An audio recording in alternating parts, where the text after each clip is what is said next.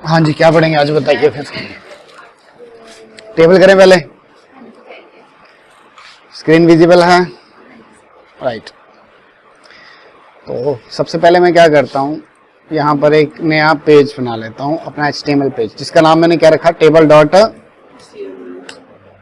ठीक है जी। अब सबसे पहले मुझे डॉक टाइप वगैरह चाहिए, तो Shift+1 है ना, एमिट आ जाएगा, एंटर करो, you will get the result. Save कर लो।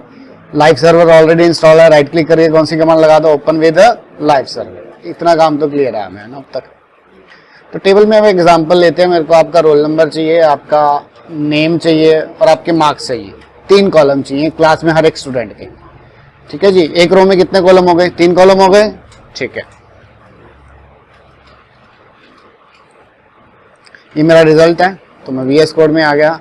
सबसे पहले आपने बॉडी के अंदर H1 के अंदर लिख दिया जी GR इन्फोटेक, सेव कर लिया, ऑल्ट टैब से स्विच किया, रिजल्ट आ गया, राइट। तो टेबल लेने के लिए जो टैग इस्तेमाल होना है वो कौन सा है, टेबल टैग, राइट। टेबल के अंदर जब तक आप बॉर्डर नहीं लगाओगे तो उसके बॉर्डर नहीं आएगा। बॉर्डर आप 1 पिक्सल, 2 पिक्सल, 3 पिक्सल अपनी मर्जी से दे सकते हो। सेव करो, चेक करो। अभी कुछ भी नहीं आया, एक छोटा सा डॉट यहाँ आ रहा है, फिलहाल कुछ नहीं आया। टेबल के बाद जैसे ही आप TR एंटर करोगे तो एक रो क्रिएट हो जाएगी। TR मतलब टेबल की रो, TD मतलब टेबल का डाटा। तो पहला TD के अंदर मैंने क्या ले लिया, सेव किया, ऑल्ट टैब से स्विच किया, रोल नंबर आ गया, डन। नेक्स्ट TD में मुझे क्या चाहिए, मैंने बताया था आपको क्या चाहिए, मुझे आपके नेम, राइट, नेम। तो TD नेम के बाद मुझे क्या चाहिए, आपके मार्क्स। सेव किया, चेक किया, रोल नंबर, नेम और मार्क्स आ गए। अब नेक्स्ट रो में आना है, इस TR से बाहर आ जाओ। क्या लिखोगे यहाँ पर, TR के बाद, TD के बाद रोल नंबर 1। नेक्स्ट TD के अंदर क्या लिखोगे, name is Neha Rawat, right ना। Save, check, marks. Next TD open, TD के अंदर आपने मार्क्स दे दिए 67, then save, then check, done. 1 गायब है, राइट। तो स्क्रीन के हम थोड़ा सा अब विजिबल है, ठीक है। अब आ जाओ इधर। नेक्स्ट TR में आने के लिए ये लो, TR के अंदर TD, roll number is 2, TD, name is Nitin, क्या नाम है आपका, Lalit Rawat. Save, check, TD, marks 88, save, check. अब टेबल के कुछ एट्रीब्यूट्स हैं वो डिस्कस कर लेते हैं। तो पहला टेबल का एट्रीब्यूट है कि मुझे टेबल की विड्थ इंक्रीज करनी है, राइट। तो टेबल के अंदर border, what is border, attribute, what is 1, value. तो विड्थ क्या हो गया, what is width, it's not attribute ना, हाँ, विड्थ एट्रीब्यूट। और वैल्यू हमने दे दी उसकी 50% of the screen. Then save and check. हाँ जी, ये स्क्रीन के 50% पे आ गया। मुझे ये सेंटर में चाहिए, so what is align is attribute. What is centre is value, centre is value. Save and then check.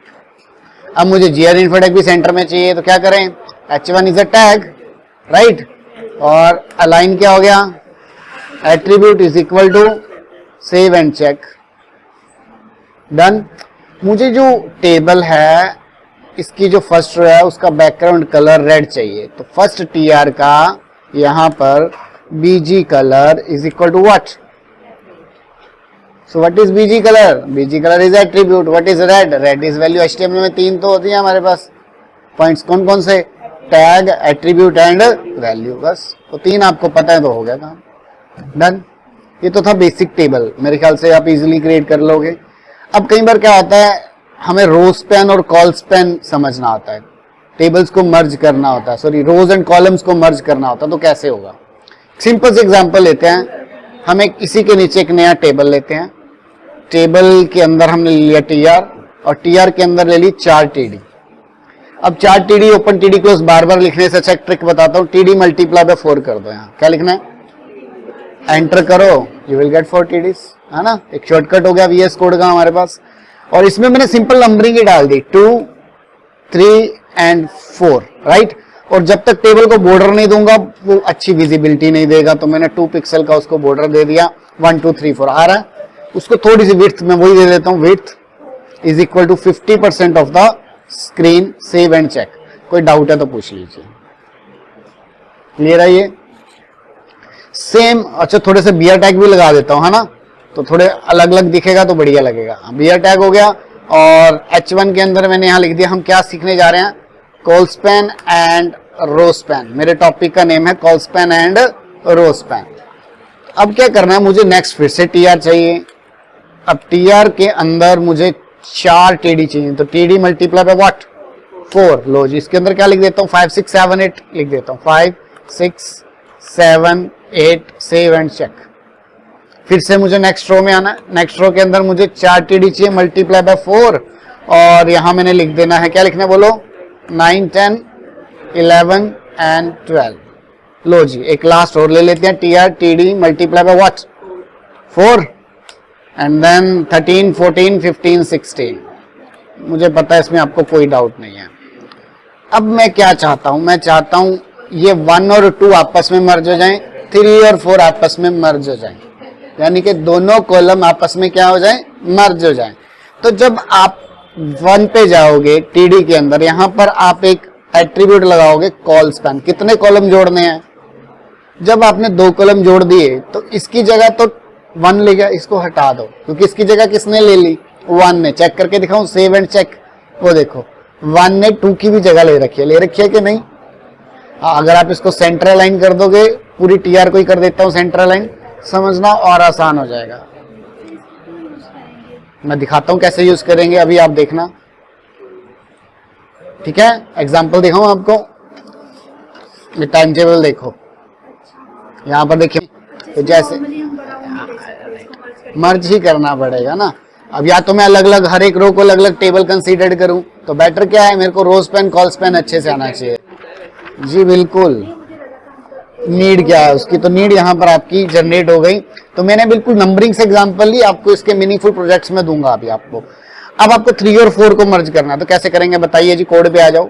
3 पे जाएंगे और कौन सी कमांड लगाएंगे, कॉल स्पैन। कितने कॉलम जोड़ने हैं, 2। तो 4th की तो जरूरत नहीं है, 4th को आप हटा दीजिए, क्योंकि 3rd ने 4th की जगह ले लिया, राइट। यहाँ चेक करो, है ना।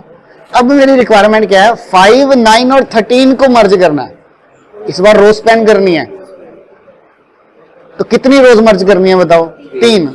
5 जहां लिखा हुआ है उसके यहां जाके कमांड लगाओ, रोज कितनी रोज, और ये किसने किस किस की जगह ली, एक तो इसने 9 की जगह ले ली, उसको हटा दो। एक इसने 13 की जगह ले ली, इसको हटा दो। दिखाऊं कहां गए 9 और 13, 5 ले गया उसके जगह। इसको हम बोलते हैं रो स्पैन, इसको हमने बोला कॉलम स्पैन, और इसको हमने बोला रो स्पैन। इसकी मैं बहुत सारी प्रैक्टिकल